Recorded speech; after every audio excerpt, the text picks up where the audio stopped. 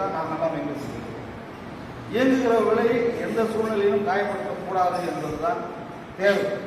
அந்த அடிப்படையிலே இந்த ஜனநாயகம் காப்போம் பேரணிக்கு நம்மால் இயன்ற அளவுக்கு பொருள் உதவியும், நம்மால் இயன்ற அளவுக்கு உழைப்பையும், நம்மால் இயன்ற அளவுக்கு ஒரு கூட்டுறவு தன்மையும் தந்து இந்த OFD பொருளாக இருந்தாலும், HMP பொருளாக இருந்தாலும், DHP பொருளாக இருந்தாலும்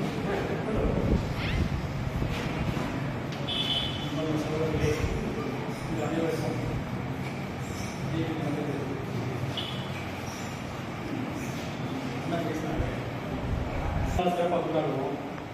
அதை நம்ம ஒரு முக்கியத்துவம் கொடுக்கணும். இந்த அரசியல் இருக்கிற சூழ்நிலை நம்ம பாதுகாக்கணும். அதுக்கு எழுச்சி தமிழுடைய கலைஞர் நம்ம வலுப்படுத்தணும். இந்த பேரணியில் நம்முடைய முன் சக்தியை திரட்டி நம்முடைய உண்மையை காட்டினா மட்டும்தான் நம்மளை பார்க்க மாறுபாடு. நாம் இல்லாமல் எந்த கட்சியும் அரசாள முடியாது. எங்களை சேர்த்துங்க நம்ம சொல்ல முடியாது.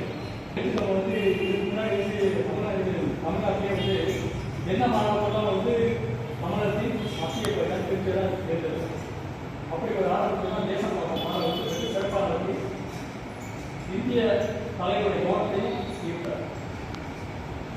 அதுபோல நம்ம இன்னொரு பேரணியை தமிழகத்துக்கு சொந்தம் நடத்தி இந்தியாவுக்கு அதுக்கான பொறுப்புடைய அனைவரும்